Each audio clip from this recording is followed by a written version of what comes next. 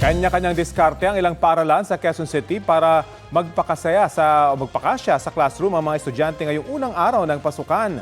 May ilang estudyante rin ang nakaranas ng first day blues. May ulat on the spot si Oscar Oida. Oscar! Yes, Rafi, matapos ng may hit ng bombakasyon, muli nabuhay ang mga silid-aralan ng Batasan High School at President Corazon Aquino Elementary School dito sa Quezon City. As early as 6 a.m., nag-back to school na ang mga mag-aaral sa mga nabanggit na paaralan.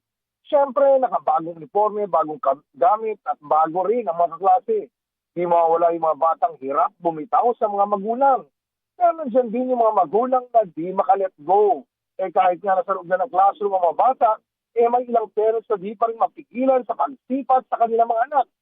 Well, pagdating naman sa security, mukhang wala namang dapat ikabahala ang mga magulang dahil may mga itinalaga din namang mga police help desk sa lugar.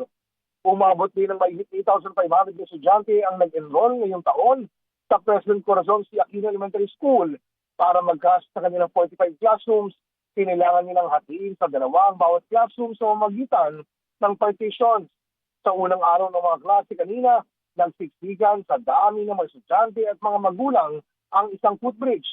Higit na mas marami naman ang mag-aaral sa Batasan High School na aabot sa mahigit 15,000. Kasang-kasya naman daw ang kanilang 100 classrooms pagkat naka-blended education sila.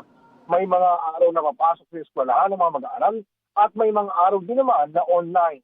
Isa pang bago Rafi sa taong ito ay ang pagpapatupad ng 3-term academic calendar na pinapaniwala ng mga guro ay mas makakabuti sa mga mag-aaral. Rafi? Maraming salamat, Oscar Oida.